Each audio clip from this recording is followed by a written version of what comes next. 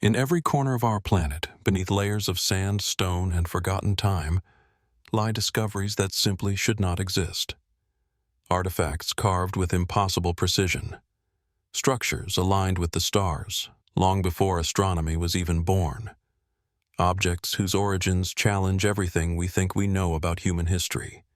These are the enigmas that refuse to be explained. Mysteries that whisper of civilizations far more advanced, far more strange, than textbooks dare to admit tonight. We journey into the realm where science falters, where ancient footprints step beyond the limits of our understanding. From unbreakable metals forged in prehistory, to maps of continents no human should have seen, to monoliths that stand as silent witnesses to a forgotten genius. Each discovery raises a deeper, more unsettling question. Who were these people, and what did they truly know? This is not myth, not fantasy. These are real discoveries, unearthed, documented, and still defying explanation. So sit back, relax, and let's dive into the world of unexplained ancient discoveries, archaeological mysteries still unsolved. High on the sheer sandstone faces of the American Southwest, where the desert air hangs still and the light falls in soft amber tones, ancient dwellings cling to the cliffs like forgotten memories carved into stone. At first glance, they appear delicate. Fragile rooms set into shallow alcoves, suspended between earth and sky. But step closer, and something shifts. Their walls, shaped from sandstone blocks and bound with mud mortar, carry a quiet strength. Their shadows stretch long across the canyon walls, as though guarding secrets older than the desert itself.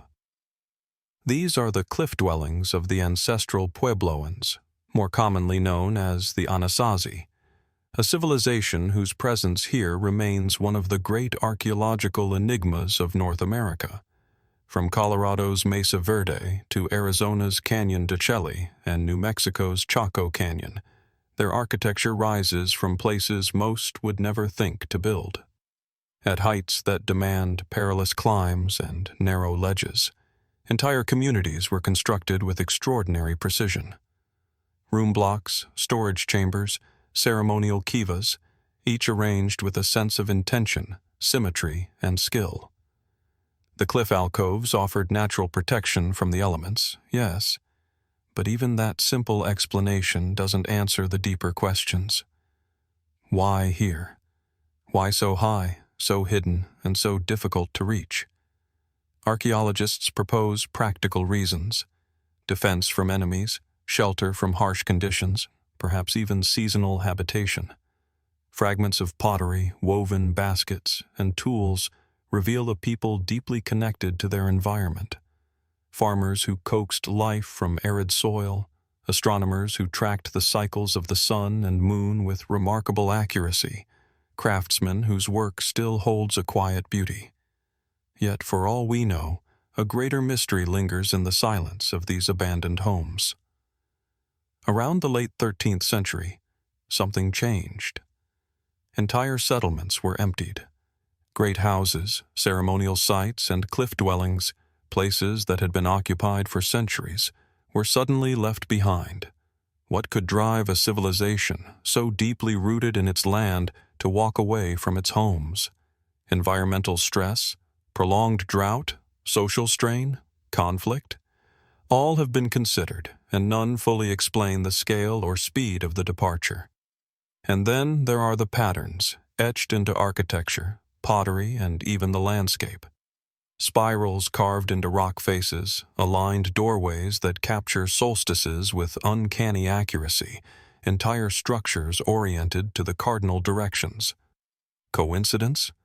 Or evidence of a knowledge system more sophisticated than we assume? The ancestral Puebloans were master observers of the sky. That much is certain. But how far did their understanding reach? And why are these alignments so consistent across sites separated by hundreds of miles?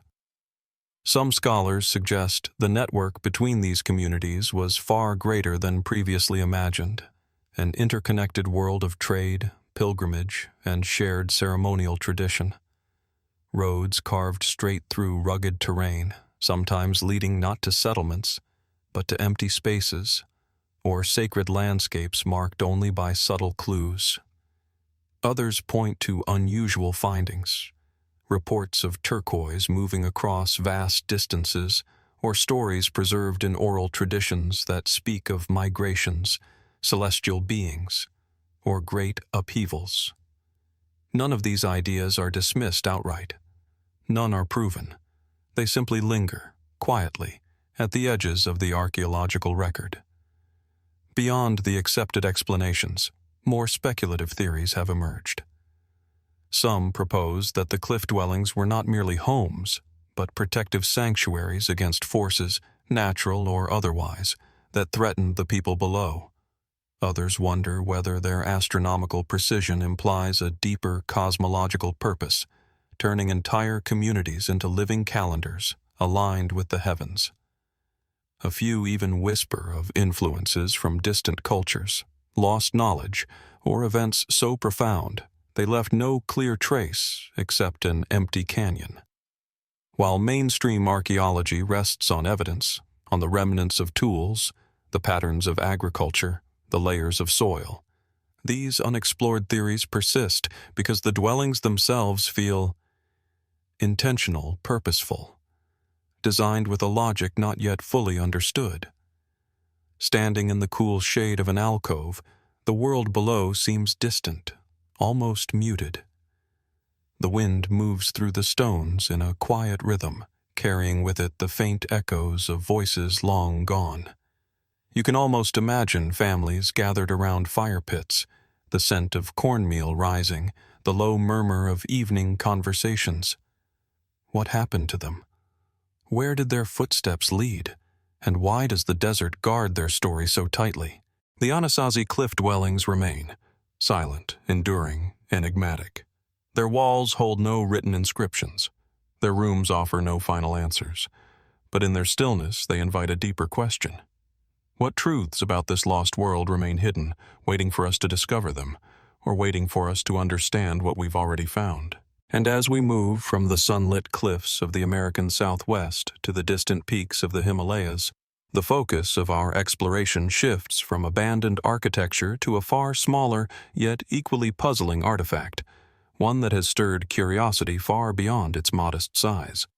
It is known as the Lolladoff Plate, a name whispered in the corners of archaeological discussions, debated in fringe circles and regarded with cautious interest by those who study unexplained discoveries. At first glance, the plate is simple, a smooth stone disc, approximately 30 centimeters across, its surface carved with a series of swirling lines, geometric patterns, and small enigmatic figures. To the untrained eye, it could pass as a decorative object, perhaps ceremonial, perhaps symbolic. But linger on its details, and something shifts. Shapes that once seemed random begin to align. Curves form spirals. Figures emerge subtly from the stone, and at the center, a familiar yet unsettling image appears, one that has fueled decades of speculation. The story places the Lolladoff Plate in Nepal, reportedly found in the mid-20th century and connected, at least according to certain accounts, to the remote and mysterious regions where Tibetan and Himalayan cultures flourished. Its exact origins, however, are deeply uncertain. No official excavation, no peer-reviewed documentation, just scattered references, interviews, and a handful of photographs that have circulated widely. In academic circles, this lack of provenance raises questions. In archaeological research, context is everything. Where an object is found, how deep it lies in the earth, what artifacts surround it. Without that context, the plate remains a puzzle missing its frame. And yet, the intrigue persists. The markings etched across its surface point to a style reminiscent of Himalayan symbolism. Spirals representing cycles of life, flowing lines echoing natural rhythms, perhaps even depictions of ritual or cosmology.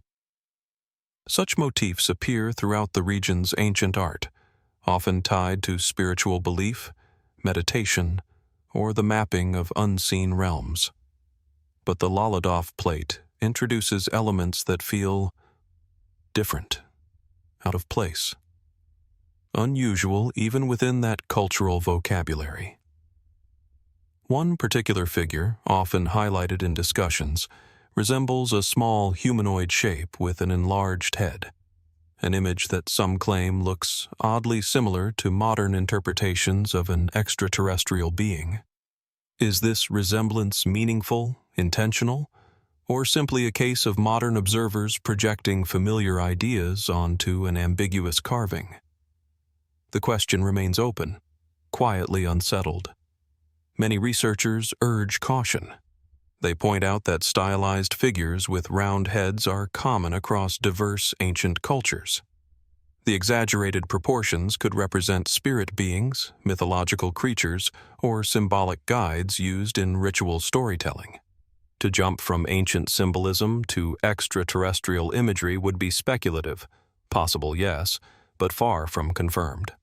And so the conversation remains balanced on a delicate line between archaeological interpretation and the vast world of alternative theories. The spirals, large, sweeping, and visually dominant, add another layer to the mystery. Spirals are one of humanity's oldest symbols, appearing in rock art across Africa, Europe, Asia, and the Americas. They can represent the sun, the flow of time, the movement of the heavens, or the path of the soul. But on the Lolladoff Plate, the spirals are arranged in a way that some claim resembles maps or trajectories, patterns that appear oddly intentional. Could they represent star paths, seasonal cycles, or something else altogether? Mainstream scholars lean toward naturalistic explanations. The plate may be a ritual object, a teaching tool, or an artistic representation of local cosmology. Without solid dating, its age could range from centuries old to, in some more speculative claims, thousands. But without physical access to perform chemical or mineral analysis, these remain educated guesses at best. And that, perhaps, is what makes the Lolladoff Plate so compelling. It is not merely what we see, but what we cannot yet confirm. Some fringe researchers connect the plate to the broader legends of the region, stories of sky beings, luminous visitors, or knowledge passed from higher realms.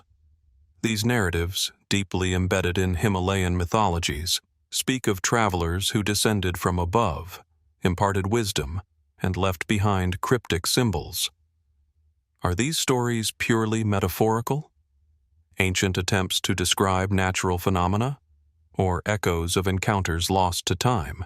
Others argue the plate may be a modern fabrication, a deliberate attempt to imitate ancient styles, created at a time when fascination with unexplained phenomena was surging worldwide. The absence of concrete archaeological documentation supports this hypothesis. Yet no definitive evidence of hoaxing has surfaced either. The object floats between authenticity and uncertainty, neither fully accepted nor fully dismissed. If the plate is ancient, then its meaning, and the reason for its creation, remains buried in the cultural traditions of a people whose symbolic language is rich, layered, and often misunderstood by outsiders. If it is modern, it raises a different kind of question. Why does such an object resonate so strongly with us? Why does a simple stone disc, carved with ambiguous figures, captivate the imagination more than countless verified artifacts? Perhaps it is because the Lolladoff Plate sits on the boundary between what we know and what we hope to discover. It occupies a liminal space, a fragment of stone suspended between worlds, a reminder of how easily mystery can survive in the gaps left by time. And so, as we move deeper into the world of unexplained ancient discoveries, the plate leaves us with a quiet question. Is it a window into an overlooked past, or a mirror reflecting our own desire to find meaning in the unknown? And as we move from the enigmatic stone disk of the Lolladoff Plate to a place where mystery rises not from a single artifact, but from an entire city suspended above the clouds, our journey leads us deep into the Peruvian Andes here, wrapped in veils of silver mist. Untouched peaks cradle one of the most astonishing creations in human history, Machu Picchu, a citadel in the sky, remote, silent, and timeless. At dawn, the first rays of sunlight spill over jagged mountain ridges, illuminating terraces that cling impossibly to steep slopes. Stone walls, precise, seamless, impossibly fitted, catch the light like polished bone. The air is cool, thin, and strangely still, as though the mountaintop itself is holding its breath. Standing here, high above the sacred valley, one senses not only beauty, but an overwhelming presence, as if the stones themselves remember a story they are no longer willing to tell. Discovered by the outside world in 1911 by explorer Hiram Bingham, though long known to local Quechua people, Machu Picchu remains one of the most enigmatic achievements of the Inca civilization. Archaeologists have identified temples, residences, ceremonial platforms, agricultural terraces, and corridors carved into astonishingly steep terrain. Yet the most compelling question persists. Why was it built here? Why on a knife-edge ridge that required unimaginable effort to shape and sustain? Mainstream explanations suggest it may have served as a royal estate for the Inca Emperor Pachacuti, a retreat, a ceremonial center, perhaps a symbol of imperial power. Others argue it played a religious role, positioned high above the clouds to serve as a physical bridge between the earthly world and the realm of the gods. The Incas saw mountains, apus, as sacred beings. And here, at Machu Picchu, the mountains form a natural cathedral. But even these thoughtful theories leave much unexplained. The stonework itself remains a marvel. The technique, known as ashlar masonry, involves shaping blocks of granite so precisely that they lock together without mortar. Modern stonemasons still marvel at how these blocks, some weighing many tons, were transported and carved with such exactitude. The conventional explanation points to stone hammers, painstaking abrasion, and decades of labor. Plausible, certainly, and yet the precision remains uncanny. Walls tilt inward at deliberate angles to withstand earthquakes. Windows and doorways align with celestial events. The entire site forms a complex interplay of architecture, astronomy, and landscape. Was this intentional, ritualistic, scientific, or all three at once? One of the most mysterious structures is the Intihuatana stone, often translated as the hitching post of the sun. Atop a carved platform, the stone casts remarkably precise shadows during solstices and equinoxes. It is widely believed to have functioned as a solar calendar, enabling priests to track the movement of the heavens. Yet the shape of the stone, its sharp facets, its intentional angles, suggests a deeper symbolic or ritual purpose, possibly one we are no longer able to fully decode. Some researchers quietly wonder whether Machu Picchu served as a kind of energy center, a place where architecture and geography were deliberately harmonized. The Incas were masters of aligning their structures with water sources, fault lines, and natural flows of the land. Did they recognize patterns we no longer see? Were they tapping into environmental forces now forgotten? Others point to the site's remote location. Machu Picchu is not simply hidden, it is concealed. Nestled between steep peaks and often blanketed in cloud, it is invisible from the valley below. Was this intentional secrecy meant to protect something? To isolate a sacred community? Or to safeguard knowledge reserved only for the highest members of Inca society? Then comes the most debated question of all. Why was Machu Picchu abandoned? There is no record of a violent end, no signs of war, no burning, no collapse. The The Spanish conquistadors never mentioned it, suggesting they may never have known it existed. Some archaeologists believe it was deserted after the fall of the Inca Empire, when the social and economic foundations of the region were shattered. Others propose that disease or famine slowly led to its decline. But there are more speculative ideas as well. Some imagine that Machu Picchu was never meant to be a permanent city, but a seasonal ceremonial site. Others whisper of hidden chambers still buried in the mountain, passages sealed by ancient engineers, protecting artifacts or texts that hold knowledge long lost to the world.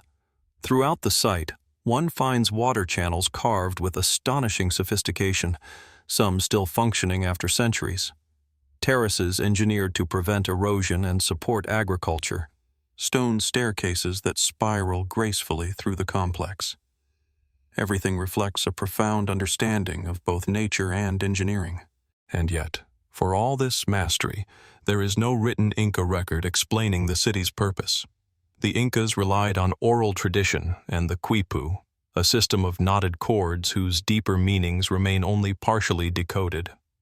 Whatever stories once explained Machu Picchu may have vanished when those who remembered them did. So we are left with fragments, architecture, alignments, echoes of ritual, and an entire civilization's intentions hidden within them. As the mist rises and falls across the ancient stone, one can't help but wonder, what knowledge did the builders of Machu Picchu hold? What vision of the world guided their hands? And how much of that vision still sleeps quietly beneath the Andes, waiting for the right moment to be uncovered? And from the soaring peaks of the Andes, where Machu Picchu rises like a forgotten vision suspended in the clouds, our journey now shifts far to the north, across oceans, winds, and time itself, to a place where mystery lies not atop mountains, but beneath layers of sand and sea. Here, on the windswept archipelago of Orkney, off the northern coast of Scotland, the past emerges quietly, revealed by a storm that once tore away the earth and exposed one of Europe's most astonishing ancient secrets, the settlement of Skara Brae. Set against a landscape of rolling green fields, rugged cliffs, and restless waves, Skara Brae appears at first as an intimate cluster of stone-built homes, half sunken into the ground as though seeking shelter from the fierce Atlantic winds. The settlement is compact but remarkably well preserved, stone walls still standing, hearths still intact, and furniture carved directly from slabs of rock. In the soft northern light, the place feels almost alive, as if its inhabitants have merely stepped outside for a moment and might return at any time. This Neolithic village, older than the Egyptian pyramids and Stonehenge, dates back to around 5,000 years ago. Its dwellings are connected by covered passageways, creating a sense of unity and protection, a community deeply intertwined. Within each home, stone beds, cupboards, and storage chambers remain where they once stood. Even today, the design feels methodical, purposeful, and unexpectedly advanced for its age. But it is precisely this sense of order that invites questions. How did such an isolated community develop architectural techniques so efficient, so well adapted, that their structures would survive nearly intact for millennia? How did these early people, with simple tools and limited resources, build designs that seem almost modern in their sophistication? Mainstream archaeology suggests that Skara Brae's builders were skilled Neolithic farmers, people who cultivated barley, raised cattle and sheep, hunted, fished, and crafted tools from stone and bone. Life here was practical, grounded in the rhythms of land and sea. The abundance of artifacts supports this. Beads, needles, pottery fragments, and beautifully carved stone objects speak of daily routines, rituals, and creativity. And yet, there are deeper mysteries woven between the stones. For one, Skara Brae's stonework is unusually refined. Stone dressers, Large central shelves used for storage or display appear in nearly every home, accompanied by identical layout patterns repeated across the village. Why such uniformity? Was this a cultural requirement? A belief system? Or evidence of an organizational structure we still do not fully understand? Then there is the settlement's layout.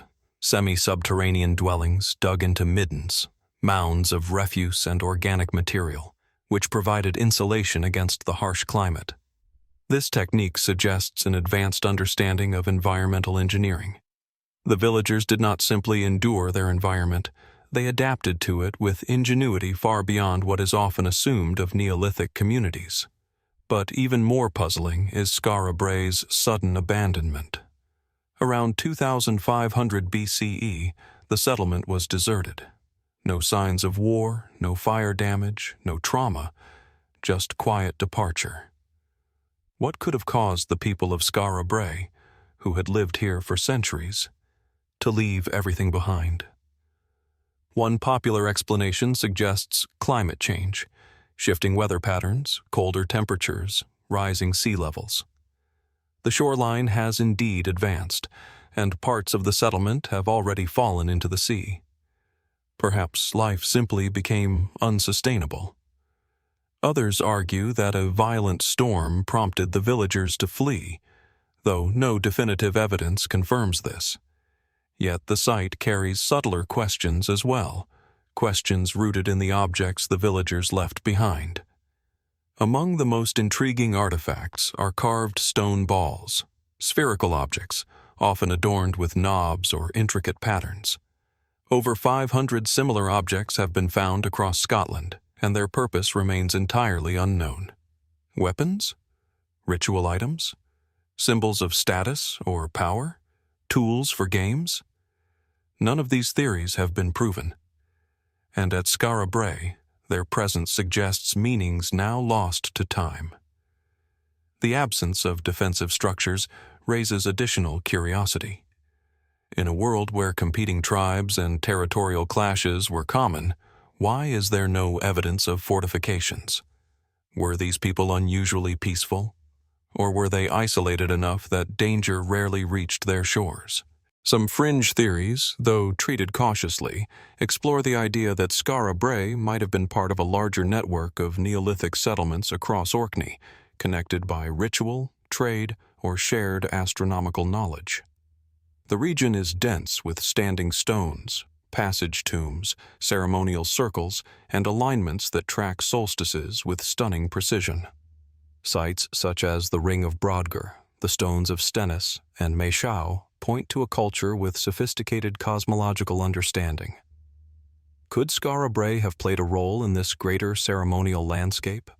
Was it merely a village, or part of a larger spiritual, scientific, or cultural system? The proximity of these grand structures to such an intimate settlement invites speculation. More speculative ideas propose that Skara Brae might have served as a kind of teaching center, a place where knowledge was maintained and passed down. The uniformity of its homes, the carefully constructed pathways, the lack of social hierarchy suggested by its artifacts, all hint at a community organized around shared values rather than rigid divisions. Then, of course, there are the fringe theories that push still further. Suggestions of lost maritime cultures, ancient seafarers who traveled between islands, or even the possibility that Skara Brae preserves echoes of a people whose knowledge extended farther than we currently recognize.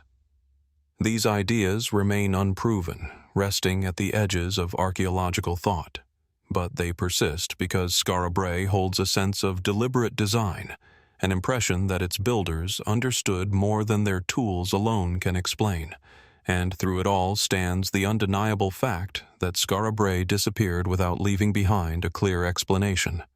Its homes remain intact, its artifacts remain silent, and the Atlantic wind carries no stories of what truly happened here.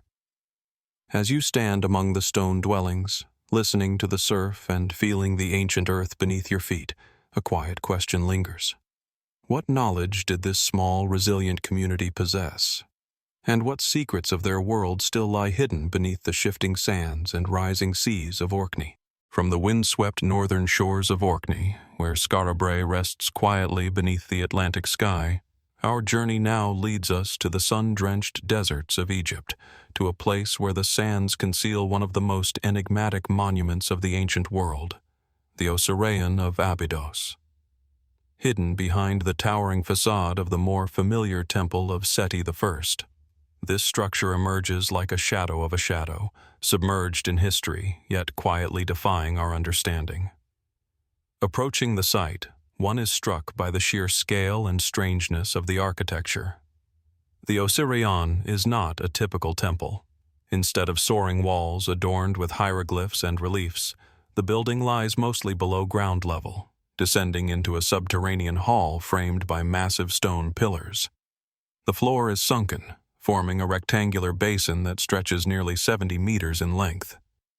Its walls are constructed of enormous granite blocks, polished and fitted with a precision that seems almost unnatural. Water channels run throughout the complex, giving it the appearance of a deliberately designed underground sanctuary, a temple that feels both ancient and oddly futuristic. The mainstream explanation positions the Osireion as a cenotaph, a symbolic tomb for Osiris, the Egyptian god of the afterlife. Seti I's later temple was built nearby, seemingly to honor or preserve this earlier mysterious structure. Archaeologists date the Osireion to the same period, around 3,000 years ago, but there is a puzzle in this timeline. Its style, construction technique, and megalithic scale suggest a knowledge of architecture and engineering that feels much older than its assigned era. Could it be that the Osireion preserves a tradition that reaches back into a deeper, almost forgotten past? Descending into its darkened corridors, the senses are immediately drawn to the air of solemnity that hangs over the hall. The massive granite pillars, carved in simple yet deliberate forms, seem to hum with an energy that defies explanation. Water lingers in channels along the stone floor, giving the space a mirrored, almost reflective quality, as if the temple itself was designed to evoke the realm of the gods. Scholars suggest the water may have symbolized the Nile's primeval waters, the Nun, from which all life emerged in Egyptian cosmology. Yet, the placement and design of the water features are unusually sophisticated. The Osireion is not merely decorated, it is engineered. But to what purpose? Adding to the mystery is the question of age. Egyptologist Sir Flinders Petrie, among the first modern archaeologists to study Abydos, suggested that the Osireion might be older than the surrounding temple, possibly predating Seti I by centuries, if not millennia. Subsequent investigations have hinted at a similar possibility. The Osireion's megalithic construction, subterranean design, and the scale of its granite blocks recall the great monuments of pre-dynastic Egypt, leading some researchers to speculate that it may preserve knowledge from an earlier, nearly lost civilization. The precision of the stonework is remarkable. Blocks weighing dozens of tons were transported and positioned with a level of accuracy that continues to challenge modern engineers. Some suggest ramps, levers, and ingenuity. Others quietly admit that the methods used remain partially unknown. Was this labor purely functional, or was there a symbolic logic, a sacred geometrical plan embedded into the very stones? The subterranean nature of the Osireion, combined with the reflections of water and its austere chambers, has led some to propose that it functioned as a ritual site designed to connect with the afterlife. Osiris was, after all, a god of death and regeneration, and Abydos itself was considered a portal to eternity. Pilgrims and priests may have enacted ceremonies here, reenacting myths of death and rebirth, standing within a space designed to mirror cosmic truths. Yet the scale, depth, and megalithic design invite further questions. Was there a knowledge or purpose here now lost to us? were the builders attempting to preserve an ancient wisdom encoded in stone and water. Some fringe interpretations explore even more enigmatic possibilities. Could the Osireion have been a repository for astronomical knowledge, aligned in ways that reflect celestial cycles? Some researchers note its orientation and subterranean depth as unusual for traditional Egyptian tombs, hinting at a deeper, perhaps ceremonial or astronomical significance. Others speculate it may conceal hidden chambers, now buried under millennia of sand and sediment containing relics, inscriptions, or knowledge yet to be rediscovered. One cannot ignore the atmosphere of the site itself. Descending its steps, the air grows cooler, heavier, almost reverent. The walls seem to whisper with the weight of centuries, and the reflected water amplifies every sound, every footstep. Visitors report an almost uncanny sense of presence, as if the stones themselves remember ceremonies, prayers, or secrets they are unwilling to fully reveal. Mainstream Egyptology provides plausible explanations. A tomb, a ceremonial hall, a symbolic cenotaph. Yet the Osireion's uniqueness, the megalithic construction, the sunken design, the enormous precision of its blocks, and its apparent age beyond the nearby temple, continues to defy full understanding. It is a structure that exists in the shadows of history, an ancient puzzle etched into stone, quietly inviting inquiry. And so, as the desert sun rises over the sands of Abydos, illuminating the temple complex above and casting long shadows across the Osireion's hidden hall, one cannot help but ponder. What truths were the builders of the Osireion seeking to preserve? What knowledge of life, death, and the cosmos might still be hidden beneath these granite stones and reflective waters? And how much of their world, and ours, remains suspended between what has been uncovered and what has yet to be discovered? From the sun-baked deserts of Abydos, where the Osireion stands quietly beneath layers of history, our journey now turns to the vast forests of the American Midwest. Here, among rolling plains and dense woodlands, lies a small, unassuming slab of stone that has sparked debate for more than a century. An artifact whose inscriptions hint at a story of exploration, mystery, and possibly forgotten journeys. The Kensington Runestone. At first glance, it appears ordinary. A gray rectangular stone, roughly 3 feet tall, its surface etched with strange runes, lines of ancient writing carved deep into the rock. The carvings are weathered, worn smooth by the elements, yet the symbols remain unmistakable. Each rune seems deliberate, intentional, a message frozen in stone. The slab itself is solid and unremarkable in weight and material, yet it carries a presence far greater than its physical size, as if it demands that the observer pause and consider its meaning. The stone was discovered in 1898 by a Swedish immigrant farmer, Olof Oman, while clearing land near the town of Kensington, Minnesota. Buried partially in the earth, it revealed an inscription unlike anything previously documented in the region.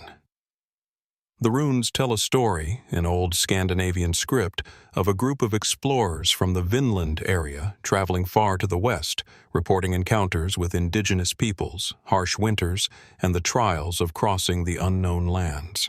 According to the inscription, this journey occurred in 1362, centuries before Columbus, and long before the official histories of European settlement in North America.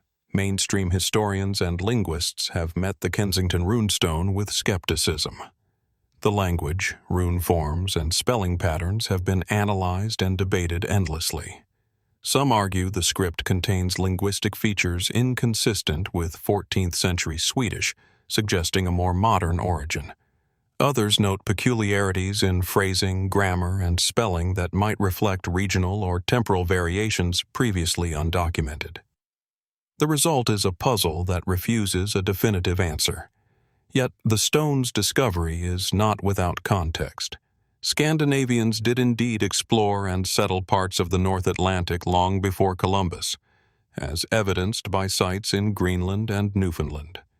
Could it be possible that Norse adventurers ventured even further inland than previously recognized?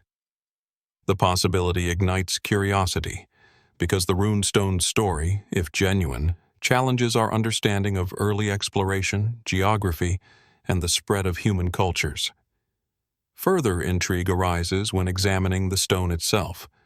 The carvings are precise and deep, as though made with tools capable of working hard granite. Weathering patterns on the inscriptions suggest age, but some scientists argue the weathering could result from natural processes over decades rather than centuries. Some researchers suggest that even if the runestone were a hoax, the craftsmanship demonstrates remarkable skill and knowledge of ancient runes, enough to fool scholars for generations. Then there are the contextual questions. The stone was found hundreds of miles from known Viking settlements in Greenland and Newfoundland. How, if at all, could Scandinavian explorers have penetrated so far into the interior? Could they have traversed frozen rivers, dense forests, and uncharted terrain, leaving only a solitary slab as evidence? Or is this artifact a unique object, perhaps even transported deliberately as a relic of a story meant to be preserved? Some proponents of the stone's authenticity point to certain geographical markers described in the runes, rivers, hills, and terrain features that correspond with the local landscape. Could this be coincidence? Or does it hint at knowledge of the land that would require first-hand experience? On the other hand, skeptics suggest that with knowledge of Scandinavian geography, folklore, or even imaginative reconstruction, someone in the 19th century could have fabricated the runestone. The debate extends beyond academics. The Kensington Runestone has inspired exploration, investigation, and even pilgrimages of sorts. Scholars and enthusiasts examine it in person, tracing each rune with careful fingers, feeling the weight of history in every groove. Each scratch and line evokes the presence of someone, an explorer, a storyteller, or perhaps a creator, whose intentions are now lost to time. Who carved these words and why? Were they chronicling reality, creating legend, or leaving a message for a distant future they could not imagine? The stone's enigmatic nature has also inspired fringe theories. Some suggest it is evidence of a forgotten European exploration. Others claim it may conceal encoded knowledge, and still others speculate that it is a symbolic artifact rather than literal history, meant to mark land, commemorate a journey, or assert a claim in some ritualized manner. Each interpretation adds layers to the mystery, yet none resolves it fully. Standing before the Kensington Runestone, one is confronted not only with the physical artifact, but with the centuries of debate it carries. The stone embodies questions that stretch across time, about human curiosity, the limits of exploration, and the ways stories survive. It forces us to consider what histories may lie hidden, waiting to be rediscovered, or perhaps lost forever. And perhaps that is the most compelling aspect of all. Whether authentic 14th century evidence of Norse travel, or a carefully constructed 19th century artifact, the Kensington Runestone occupies a liminal space between history and mystery. It reminds us that the past is not a fixed narrative, but a landscape layered with uncertainty, interpretation, and wonder. As the sun casts long shadows across the Minnesota fields where the stone rests today, one cannot help but ask, who truly carved these runes? What journeys, stories, or secrets did they hope to preserve? And how many threads of human history lie hidden, waiting for the right eyes to uncover them? From the forests of Minnesota, where the Kensington Runestone silently preserves its ancient or perhaps fabricated message, our journey now turns southward, across deserts and rivers, to the cradle of civilization itself, Mesopotamia. Here, between the life-giving waters of the Tigris and Euphrates, the Sumerians built the world's first cities, codified the earliest known writing, and gazed into the heavens with a fascination that would echo through the millennia. Among their many enduring legacies lies a discovery that continues to inspire awe and speculation. The Sumerian star maps. At first glance, these artifacts seem simple. Clay tablets, inscribed with cuneiform symbols and etched lines forming geometric patterns. Some depict arrangements of dots, others curved lines connecting the dots in ways that suggest constellations or celestial pathways. The tablets are small, often fragile, their surfaces rough and chipped with age. Yet, despite their modest appearance, they carry an astonishing sophistication. Each mark appears deliberate, an attempt to record and understand something far greater than the simple night sky visible to the naked eye. Scholars generally agree that these tablets date back to the 3rd millennium BCE, during the height of Sumerian civilization. They appear alongside texts describing lunar cycles, planetary movements, and the intricate mythology of the heavens. The Sumerians were meticulous observers of the sky. They tracked the motions of the planets, recognized recurring celestial phenomena, and even predicted eclipses. The star maps, in this context, are thought to be early astronomical records, tools for priests and astronomers to understand cosmic patterns and integrate them into rituals, agriculture, and governance. But as one examines the tablets more closely, questions begin to emerge. Some of the mapped constellations appear strikingly familiar, resembling shapes and alignments recognized in much later astronomical traditions.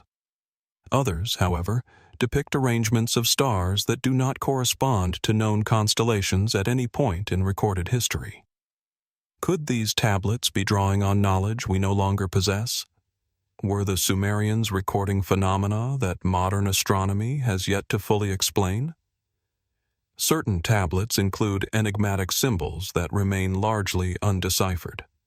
Scholars can identify planetary signs and lunar cycles, yet some of the markings resist categorization. Some researchers suggest they could represent a lost numerical system or a symbolic code for celestial events we do not yet recognize.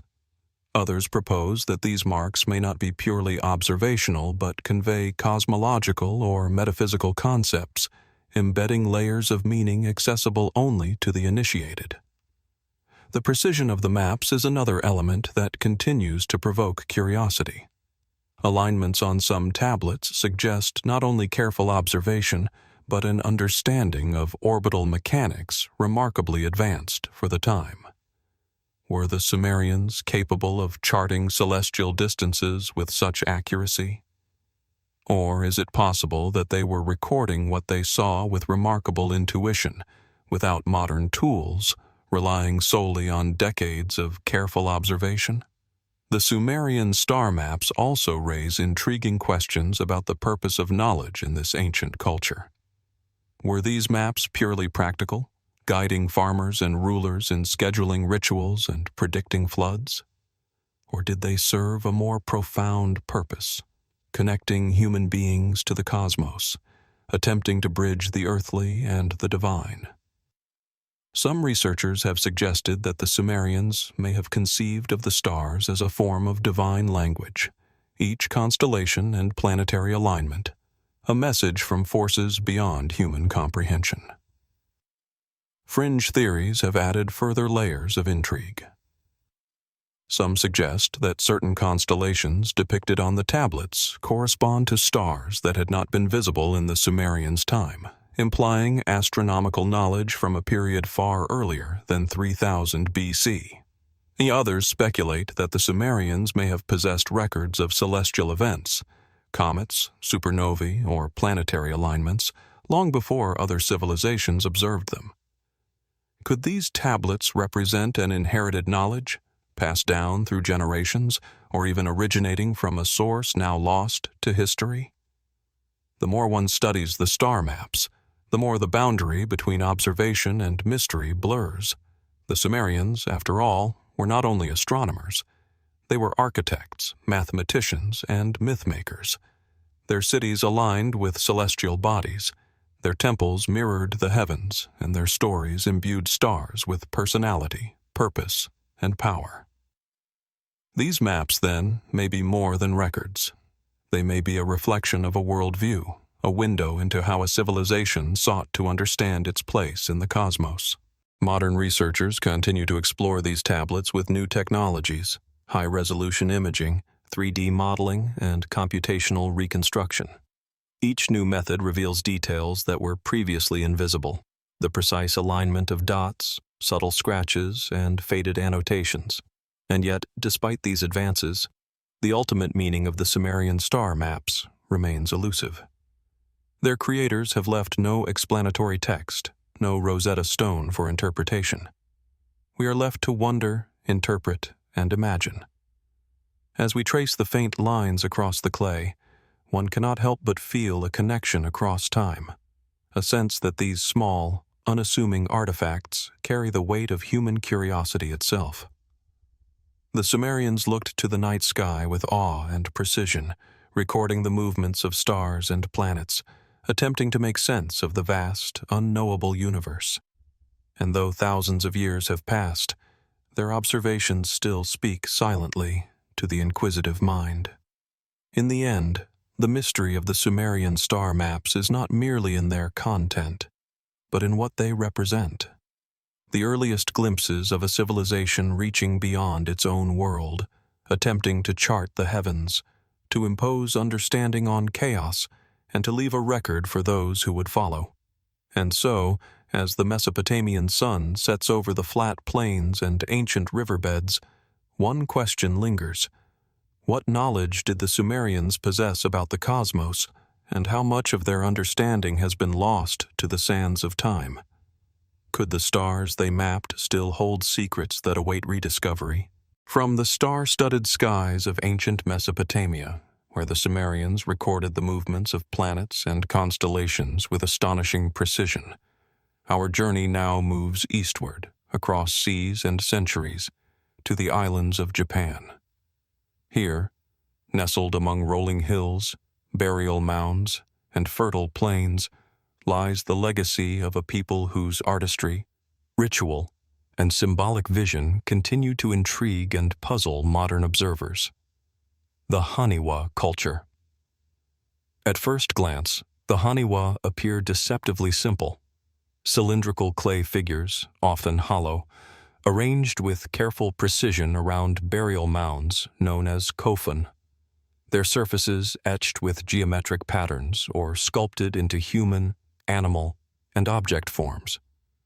They stand silently, guardians of the dead, sentinels of memory, yet their presence radiates something far more enigmatic. The figures are not mere grave markers. They are vivid embodiments of a world long vanished, reflecting beliefs, practices, and perhaps even knowledge that we have only begun to comprehend. The Haniwa emerged during the Kofun period, roughly 3rd to 6th century CE, a time of social stratification, political consolidation, and ritualistic expression in Japan. They were placed atop and around burial mounds in staggering numbers, sometimes hundreds or even thousands, forming protective circles, processional paths, or carefully choreographed arrangements. The scale alone is remarkable, suggesting a society capable of organizing labor, resources, and artistic production with sophistication. Yet the purpose behind the Haniwa transcends mere decoration. Mainstream scholarship interprets the Haniwa as funerary objects, markers of status, conduits for spiritual protection, or symbolic representations of servants, warriors, and animals to accompany the deceased into the afterlife. Some may even have been intended to delineate sacred space, marking boundaries between the living and the dead. And yet, the questions begin to multiply the closer we look.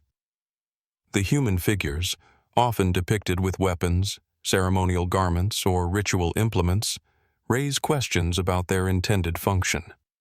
Are these simply idealized representations of the living meant to honor ancestors? Or could they encode deeper societal knowledge, hierarchies, or cosmological beliefs? Many Haniwa display subtle variations in posture, proportion, or expression, hinting at a symbolic language that remains largely undeciphered.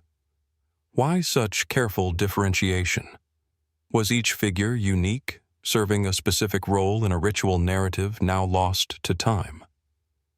Animal Haniwa, horses, birds, dogs, add another layer of intrigue. Were they practical companions for the journey beyond, symbols of wealth and power, or representations of spiritual guardians? And then there are objects, houses, boats, tools, even wagons, miniature recreations of the world the deceased once inhabited. Together, they form an intricate tableau, a carefully crafted universe on a miniature scale. What stories were these objects meant to tell, and what knowledge did they convey about life, death, and the unseen world? Some researchers have suggested that the arrangement of Haniwa around burial mounds may reflect astronomical or geomantic principles. Certain mounds are aligned with cardinal directions, solstices, or local topography in ways that hint at an advanced understanding of spatial relationships. Could the Haniwa themselves serve as markers for celestial events or seasonal cycles? Were they part of a broader cosmological system, bridging the earthly and the divine, or connecting human society to the rhythms of the universe? The methods of their construction also provoke questions. Each Haniwa was crafted from clay, then fired in large kilns to withstand the elements, yet hollow enough to allow handling and placement. Some of the larger figures reach over 2 meters in height, demonstrating remarkable technical skill for the period. How did the artisans achieve such uniformity and durability? Was this knowledge widely shared or limited to specialized workshops, perhaps even guarded within elite circles? Fringe theories have occasionally suggested that Haniwa may hold clues to a lost understanding of spiritual practice or even forgotten technologies. Their placement, scale, and intricate design have led some to speculate that the mounds and figures were not merely ritualistic but also served as repositories of knowledge, encoded memories of social organization, religious doctrine, or celestial observation. While such ideas remain unproven, they persist because the Haniwa's silent presence evokes a feeling that there is more than meets the eye. Walking among these figures today, one senses an eerie intimacy. The hollow eyes of the clay warriors gaze into space. The animals seem poised to move, and the objects appear to whisper fragments of life once lived. The Haniwa do not shout. They do not dramatize. They exist quietly, yet insistently, inviting reflection, inquiry, and imagination. They remind us that even the simplest clay can carry profound meaning, and that human beings have long sought to understand the mysteries of existence, mortality, and the cosmos. Despite centuries of study, many questions about the Haniwa remain unanswered. Why did this culture choose clay over stone or metal? Why were certain forms repeated across regions while others were unique? What rituals dictated their placement, and what beliefs informed their creation? Were the Haniwa simply guardians of the dead, or did they also serve a role in communicating with forces beyond human perception? In the end, the Haniwa remain what they have always been: silent witnesses to a civilization that lived, worked, and dreamed long ago. They embody a complex blend of artistry, ritual, and symbolism, standing as portals to a past we can glimpse but not fully enter.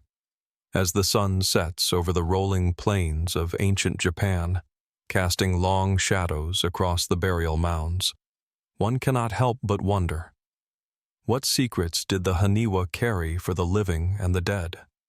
What knowledge, beliefs, or cosmic insights lie hidden within their silent forms, and how much of their world, like so many in history, remains just beyond our reach, waiting to be rediscovered? From the silent clay guardians of the Haniwa in ancient Japan, our journey now sweeps westward, across continents and mountains, to a verdant valley carved by time and human hands in northern Italy. Here lies a landscape steeped in history, where rocks bear witness to the lives, beliefs, and artistic expression of peoples long vanished. Val Camonica. Stretching for some 40 kilometers along the river, the valley is home to one of the largest collections of prehistoric petroglyphs in the world, over 140,000 figures etched into stone across millennia. Among these carvings, a subset has captivated both scholars and enthusiasts alike for decades, enigmatic shapes and forms that some have interpreted as depictions of UFOs or other unexplained phenomena. Approaching the rocks, one is immediately struck by their scale and density. The petroglyphs cover cliff faces, boulders, and stone outcrops, each panel brimming with spirals, anthropomorphic figures, animals, and abstract symbols. And then there are the peculiar, oval-shaped figures, discs, domes, and saucer-like forms, often hovering above human figures or appearing to radiate lines toward the earth. At first glance, the shapes could be dismissed as stylized representations of the sun, shields, or ritual objects, yet their repeated presence across different sites and time periods raises a compelling question. Did these ancient artists intend to depict something more, something extraordinary, perhaps beyond earthly understanding? The petroglyphs of Val Camonica were created over thousands of years, beginning as early as the 8th millennium BCE, through the Iron Age. They reflect the evolution of local culture, from hunting and fertility rituals to symbolic storytelling and social expression. The vast majority of carvings are understood within these frameworks: hunting scenes, ceremonial depictions, and stylized motifs meant to convey myth or tradition. Yet the UFO-like figures remain exceptional, challenging conventional interpretations. Mainstream archaeology tends to explain these shapes as symbolic representations, perhaps celestial bodies, ritualistic discs, or artistic abstractions meant to convey spiritual ideas. Some suggest the figures might represent shields, chariots, or ceremonial objects carried in procession. Others interpret the lines and rays surrounding these shapes as symbols of light or divine power, connecting them to religious or cosmological beliefs. And indeed, Val Camonica's people were deeply observant of natural cycles, celestial movements, and the forces of life and death, embedding these understandings in their carvings. Yet, when viewed in sequence or in context, the figures sometimes appear to depict objects moving in the sky or interacting with human observers. Some panels show humanoid figures beneath dome-shaped shapes, arms raised or oriented toward the forms. Could these carvings simply be symbolic gestures, or were they recording an event witnessed and deemed extraordinary?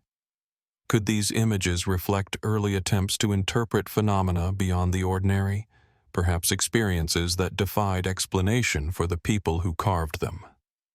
The precision of the carvings adds to the intrigue. Each line is carefully incised into the rock, often following natural contours or integrating with pre-existing symbols. The repetition of the oval or disc-shaped motifs across sites, sometimes accompanied by lines suggesting motion or emanating rays, suggests intentionality and meaning. Were these repeated depictions a form of storytelling, a ritualized expression of cosmic observation, or evidence of encounters now lost to history? Fringe theories abound. Some propose that these petroglyphs document extraterrestrial visitation, drawing parallels between the disc-shaped forms and modern conceptions of flying objects. Others suggest the shapes represent visionary experiences, shamanic journeys, or depictions of altered states of consciousness in ritualistic contexts. While these ideas remain speculative, they persist because the carvings do not fully conform to conventional iconography or expectations for the period. The environment itself amplifies the mystery. Val Camonica is a valley of shifting light, deep shadows and rugged terrain. Sunlight striking the stone at certain angles can make the carvings appear animated, as if the figures and shapes are alive, moving across the rock. The valley has long been a sacred space, a place of ritual and continuity, where generations of people returned to inscribe memory into stone. Could the unusual figures capture extraordinary events, celestial phenomena, or symbolic truths about the unseen world? Technological analysis has revealed the complexity of these carvings. Some figures are layered, indicating that the same site was revisited over generations, with new shapes carved alongside or atop older ones. This layering suggests evolving meaning, or perhaps an enduring story passed down through time. Were the oval or disc-shaped forms part of a long narrative, a record of events, experiences, or knowledge that the living felt compelled to preserve? Even today, the carvings elicit questions that remain unanswered. What inspired the artists to depict these shapes, often elevated above or interacting with humans? Were they capturing events they could not explain, symbolizing celestial phenomena or representing spiritual visions? And how much of their intended meaning has been obscured by time, erosion, and the inevitable shift in cultural context over millennia? Walking among the stones, one cannot help but feel a connection to those ancient hands, chiseling symbols into rock, preserving stories, beliefs, and perhaps memories of events that challenge their understanding of the world.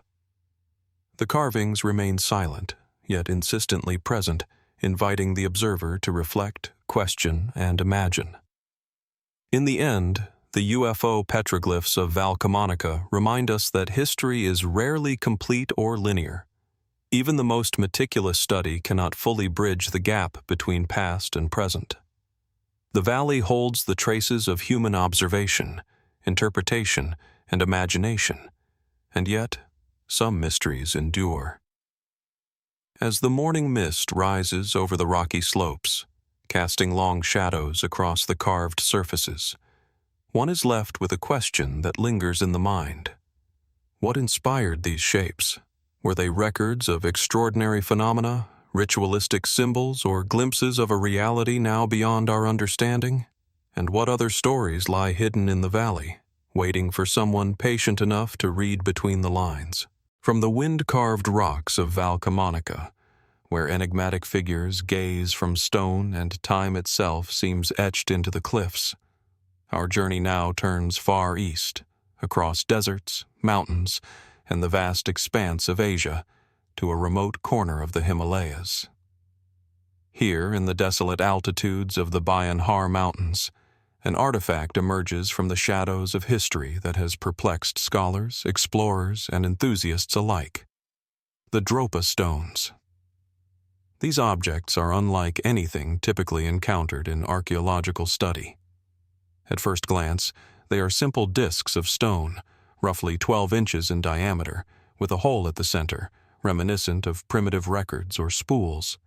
Yet etched upon their surfaces are spiraling grooves, faint but precise, forming patterns that some claim resemble written characters or coded symbols. Each disc carries a weight that is both literal and symbolic, a tangible fragment of an enigmatic story, preserved in stone, waiting to be deciphered. The story of their discovery begins in the 1930s, when Chinese archaeologist Chi Pu-te led an expedition in the Bayan-Har Mountains. Exploring cave tombs long abandoned by time, his team found skeletal remains, diminutive and unusual in shape, lying beside a collection of these stone discs. At first, the stones were thought to be ceremonial objects, perhaps grave markers or simple primitive tools. Yet the spirals seemed far too deliberate to be decorative, and further investigation suggested that the grooves contained a sequence of symbols, possibly a written language.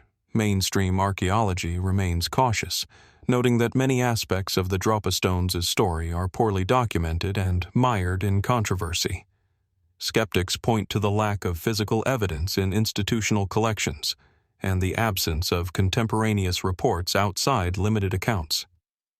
Yet the claims endure, compelling because of their consistency, Dozens of discs arranged in careful order, each marked with spirals that spiral outward from a central point, as if recording a story or message meant to be read over time. Some researchers propose that the stones might encode a form of proto-writing, representing speech or music, mathematical sequences, or symbolic storytelling. The spiral itself is unusual for traditional writing, suggesting the possibility of a medium designed to convey information in a non-linear fashion. Could these discs have been a method of recording knowledge compressed into a form portable enough to be carried by a people living in harsh, mountainous terrain? Even more compelling and controversial are the claims surrounding the skeletal remains found alongside the stones. Descriptions suggest that the Dropa, as they have been called, were small-statured, with elongated skulls and features that differ from the surrounding populations. Some accounts claim these people were advanced, possessing knowledge of astronomy or mathematics that seems astonishing for the period and region. Were the discs part of a civilization entirely unknown to history, preserving information that cannot be explained by mainstream archaeology? Fringe interpretations, though widely debated, suggest even stranger possibilities. Some theorists argue that the spirals on the Dropa stones might represent an extraterrestrial language, evidence of contact with beings from beyond the Earth. Others propose that the discs are recordings of journeys, migrations, or even warnings, messages left deliberately for humans to discover. While such ideas remain speculative, they persist because the discs' deliberate design and cryptic symbols resist easy categorization. The method of carving is another source of intrigue. The grooves are uniform, precise, and follow a spiral pattern difficult to reproduce with the rudimentary tools expected in the region at the time of their supposed creation. Could this suggest an advanced technique now lost to history? Or might it indicate a culture whose understanding of geometry and material manipulation exceeded expectations for a people living in such isolation? Scientific attempts to analyze the discs have yielded tantalizing hints, though controversy clouds the results. Some researchers report traces of unusual metallic content in the stone, suggesting that the discs were constructed from materials not commonly found in the region.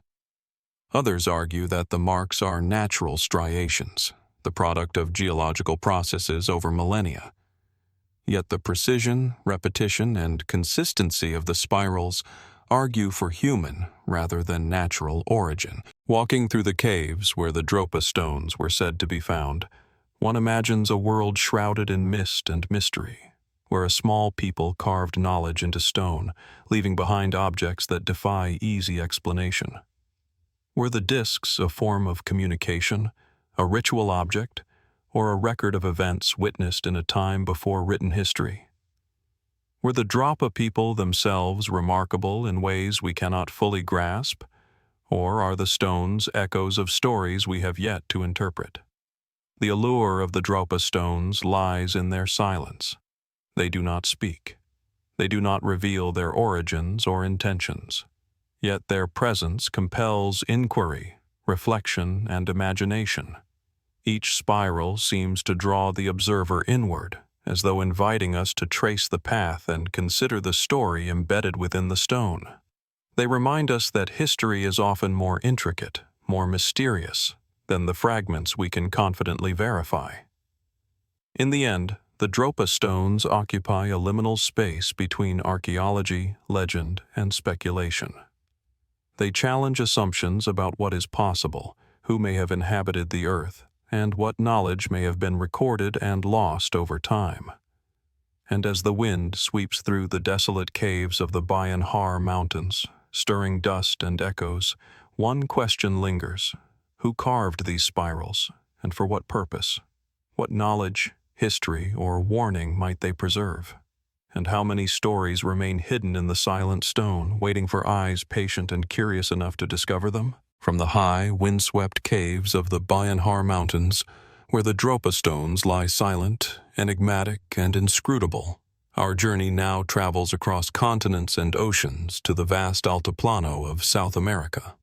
Here, at over 12,500 feet above sea level, sits one of the most puzzling and enigmatic urban landscapes of the ancient world, the ancient city of Tiwanaku.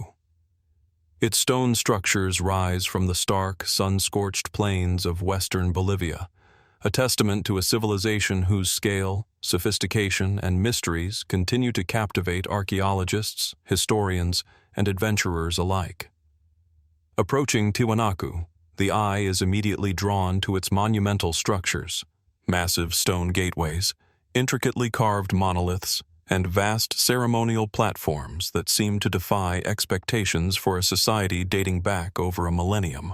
The most iconic of these is the Gateway of the Sun, a single block of andesite weighing several tons, adorned with a labyrinth of finely etched figures and symbolic motifs. Among them, a central figure, often interpreted as a deity, stands surrounded by rows of smaller beings, each carved with astonishing precision, capturing intricate details that suggest advanced knowledge of both artistry and technology. Mainstream archaeology dates the city's height to between 500 and 1000 CE, noting that Tiwanaku was the capital of a powerful pre-Incan culture. Its inhabitants developed complex agricultural systems, including raised fields and irrigation channels that transformed the harsh, high-altitude environment into arable land. They were skilled metallurgists, artisans, and astronomers, capable of creating monumental structures with blocks of stone weighing tens of tons, transported and positioned with a precision that challenges modern engineering. Yet despite centuries of study, Tiwanaku raises questions that defy simple explanations. How could a civilization achieve such architectural and engineering mastery at such high altitudes, with limited technology and in a region prone to extreme weather? Many of the stone blocks are perfectly fitted, some with interlocking joints so precise that even a sheet of paper cannot pass between them. The arrangement and orientation of the city's structures suggest knowledge of astronomy and geomancy, alignments with solstices, equinoxes, and celestial events that hint at an advanced understanding of the cosmos. Adding to the intrigue are the carved monoliths scattered throughout the site. Figures like the Ponce monolith depict humanoid forms with elaborate headdresses and staffs, often interpreted as representations of rulers, priests, or gods. Yet these figures also display iconography and symbolism that remains opaque to modern observers. Hands with multiple fingers, complex headdresses resembling circuits or astronomical instruments, and patterns whose meaning is still debated. Were these purely religious symbols, records of historical events, or codified knowledge now lost to time? Fringe theories abound, fueled by the scale and sophistication of Tiwanaku. Some suggest that the city was built with assistance from a now-forgotten advanced civilization, capable of engineering and astronomical calculation beyond what conventional archaeology attributes to the Tiwanaku people. Others propose that the city's orientation and construction encode astronomical or even cosmological knowledge, intended to serve as a repository of wisdom or a ceremonial calendar for generations to come. While these interpretations remain speculative, they persist because the evidence, the massive stones, precise alignments, and intricate carvings, resists simple explanation. The city's ceremonial core also raises compelling questions. The central Akapana pyramid is a terraced mound of stone and earth, its design suggesting more than a simple tomb or temple. Excavations reveal channels, platforms, and drainage systems that indicate careful planning and engineering, designed perhaps to manage water, ritual, or both. The scale and complexity suggest a society capable of organizing labor, resources, and knowledge on a level rarely associated with civilizations of comparable antiquity. Could the Akapana and surrounding structures have served as both a ceremonial center and a hub of scientific observation, integrating religion, agriculture, and astronomy? Even the smaller artifacts found at Tiwanaku provoke curiosity. Ceramics, tools, and figurines display a striking attention to proportion and detail, while depictions of animals, humans, and abstract forms suggest an underlying symbolic or codified system. Some figures, particularly in the textiles and carvings, hint at knowledge of the natural world that is both precise and nuanced. Were these objects simply art, or were they vehicles for transmitting cultural, spiritual, or scientific knowledge across generations? Walking through Tiwanaku today, one is struck by the juxtaposition of monumental scale and intimate detail. The city feels alive with the presence of its ancient builders, the precision of the stonework, the alignment of structures with the sky, and the layers of symbolism etched into each monolith all hint at a civilization deeply connected to its environment, its beliefs, and the cosmos itself. Yet the more we uncover, the more questions arise. What knowledge was intentionally preserved, and what has been irretrievably lost to time? Tiwanaku challenges assumptions about human achievement, resilience, and ingenuity. Its structures stand as a testament to the capacity for vision and organization, yet they also guard their secrets closely. Who designed and executed these monuments, and how did they acquire the skills necessary to manipulate such massive stones with precision? What messages or knowledge did the city's planners intend to communicate, and how much of it remains encoded in the arrangement of stones, the carvings on monoliths, and the orientation of the city itself? As the sun sets over the high plains of Bolivia, casting long shadows across the terraces, monoliths, and ceremonial platforms, one is left with a profound sense of wonder. Tiwanaku is more than an archaeological site. It is a bridge to a civilization whose achievements defy full understanding, a puzzle carved in stone, earth, and memory. And as the winds sweep across the Altiplano, whispering through the empty plazas and ancient terraces, one question lingers. What secrets lie buried beneath Tiwanaku's monumental stones? How much knowledge, ritual, and cosmic understanding did its builders encode into this city? And what might still remain hidden, waiting for a time when we are ready to truly comprehend it? From the sun-baked Altiplano of Bolivia, where Tiwanaku's monumental stones rise against the sky as silent witnesses to human ingenuity and mystery, our journey now moves westward to the rugged landscapes of central Anatolia in modern-day Turkey. Beneath the rolling hills and dusty plains lies a subterranean marvel that has confounded archaeologists, engineers, and explorers for decades, the ancient city of Derinkuyu.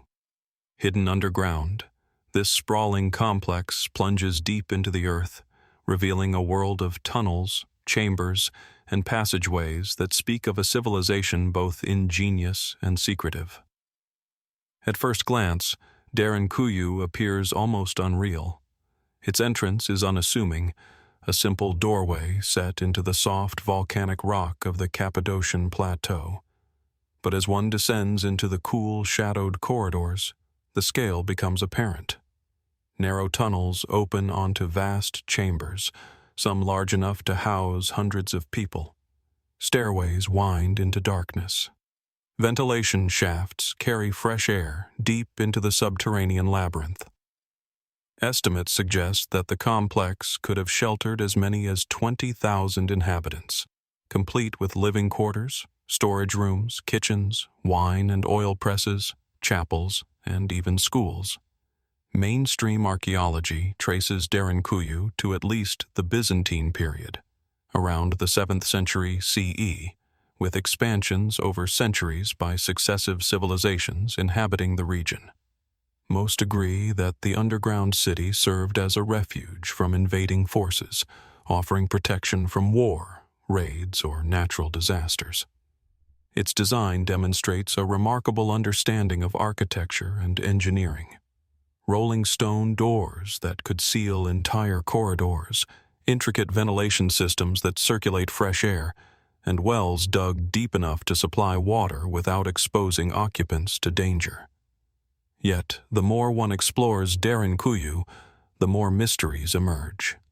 How could ancient builders, working without modern tools or machinery, carve such vast chambers and tunnels with such precision?